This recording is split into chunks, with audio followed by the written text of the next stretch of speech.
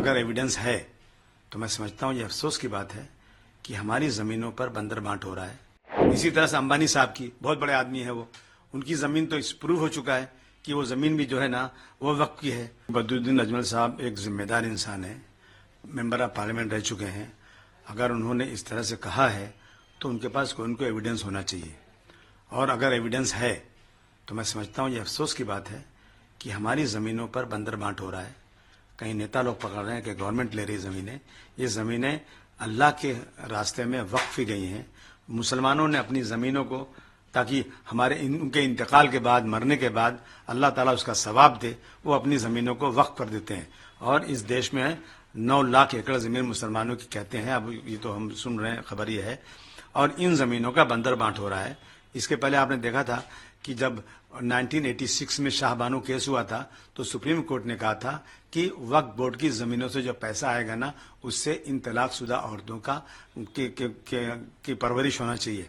आप देख लीजिए, आप अगर ये ज़मीन का एविडेंस उनके पास है तो तुरंत, मैं तो नहीं कहता हूँ कि वो ज़मीन खाली हो जाएगी, पार्लियामेंट बन चुकी है, सम्मान है उसका, लेकिन वो लीजी बन सकते हैं इस वक्फ बोर्ड के, वो किराए पे ले सकते हैं। इसी तरह से अंबानी साहब की, बहुत बड़े आदमी है वो, उनकी ज़मीन तो इस प्रूव हो चुका है कि वो ज़मीन भी जो है ना वो वक्त की है, तो उनको भी तुरंत जो है ना खुद बढ़ के बोलना चाहिए। जो 5-5 हज़ार करोड़ खर्च कर सकते हैं, बड़े आदमी है, दुनिया में नाम उनका है, बहुत बड़ा घर है, दुनिया में इतना बड़ा घर किसी का नहीं है। तो हमारे मुसलमानों की प्रॉपर्टी पे अगर घर बनाया है तो मुझे मुबारकबाद उनको, लेकिन तुरंत जब से घर बनाया है ना आज तक का लीजी बन जाए, उसका किराया देना शुरू कर दें।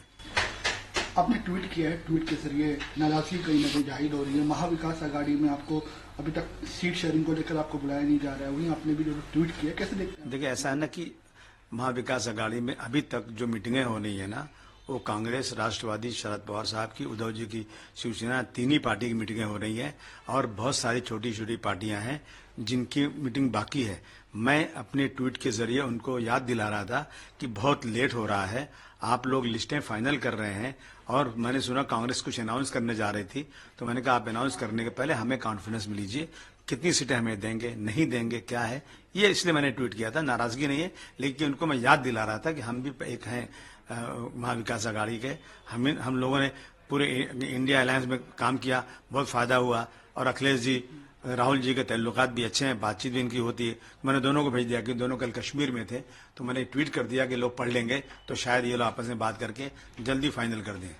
समाजवादी पार्टी जो है कितनी सीट मांग रही है? सर, मैं 12 सीटें मांग रहा हूँ, 12 सीटें मांग रहा हूँ, और वो सीटें मांग रहा हूँ जहाँ पर मुझे वही सीटें चाहिए जहाँ पर मेरे जो पार्टियां महाविकास आघाड़ी में है, जिनका सीटिंग नहीं है, कई बार से सीटिंग नहीं है, वही सीटें मांग रहा हूँ।